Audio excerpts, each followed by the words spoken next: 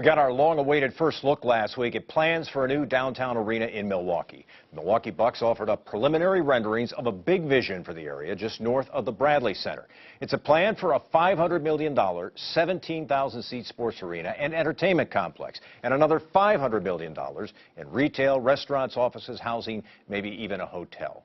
It would all be built over 10 years or so, but the arena would come first, and the Bucks hope to have it in place in time for fall of 2017. We're joined now by Peter Feigin, who is president of the Milwaukee Bucks. It's good to have you on the program. Thanks for having me, Mike. You bet. Well, let's talk about the reaction you've had to this vision. You've given people a chance to kind of get an idea of what this might look like. What's been the reaction? I think overwhelmingly positive. I think people got a glimpse of the future, and the optics are very poignant. You know, people wanted to see a picture, wanted to see the vision. And then we'll see over the next few days as opinion really kind of evolves. But it's exciting. I think we've been overwhelmed with the positive reactions in the public sector and the private sector everywhere. What's the goal here? By releasing the renderings, which are preliminary, do you hope to move the process along a little more quickly, or what are you hoping to achieve? Yeah, we have to accelerate this. So the reality is this is a public-private partnership that needs to be in the state budget, and the state budget needs to be packaged up and approved, we think, by June 30th. And we think all the pieces have to be put together before that date. And one of the major pieces is to actually see the picture and to see the visual and to see the vision of what will be the catalyst for development in downtown. The guy who's heading up your development efforts said he was fairly confident about the $500 million in ancillary development around the arena. Are you fairly confident, or are you more confident than that? Well, I'm the extreme optimist. Mike is a career developer, so I think he might be a little more conservative than I might be. But I think our hope and our real plan is that $500 million is the baseline of ancillary development. Could be more? We assume it could be a lot more.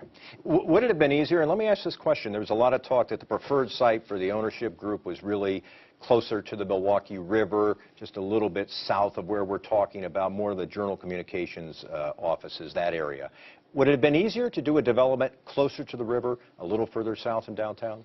I don't think it'd be easier. I think like what the advantage we distinctly have here is we're taking vacant land in the Park East and adjacent to the Bradley Center, and we're developing versus having to redevelop. So we're actually able to kind of accelerate the plan.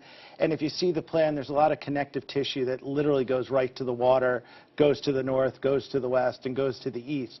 So we're really pleased with the footprint. Can you get it done in the amount of time that you have? You mentioned when you would hope to have legislative approval for this, but it's really going to have to be done quickly to be in operation for the fall of 2017. Well, I think our plan is if we have 24 months, we'll build it in 24 months. And you can do that. And then the architects are confident that they can do that, given our climate, given all the things that go with the Wisconsin winter? I think if you ask the architects and the designers and the cost estimators, they're cautiously optimistic. If you ask the owners and the managers, we're optimistic.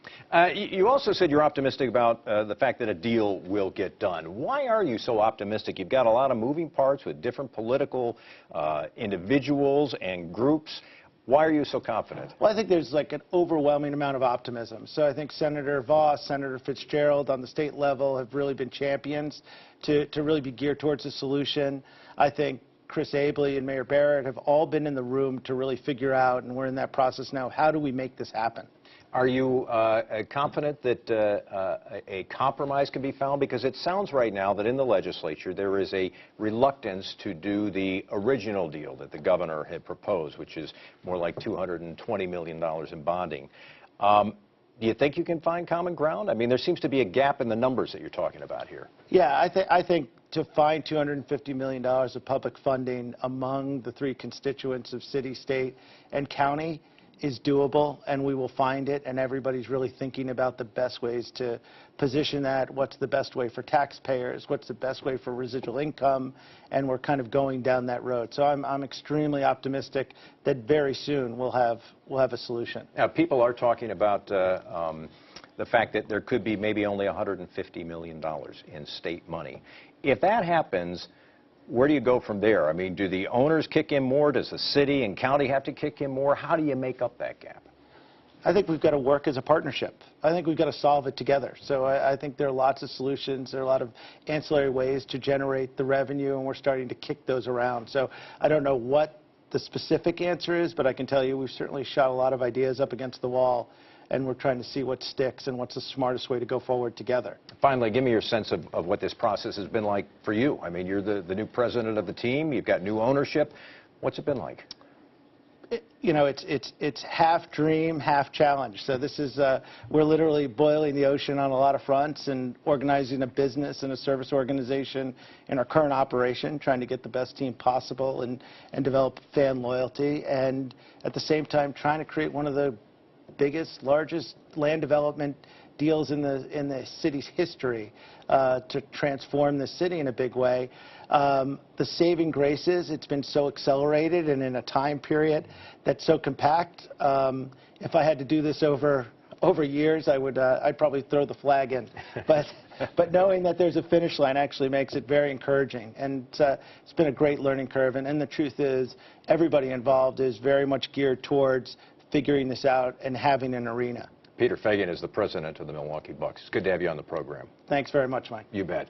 You've seen the conceptual drawings. What do you think about the plan for a new arena and entertainment district in downtown Milwaukee? Tell us by liking and sharing upfront on Facebook.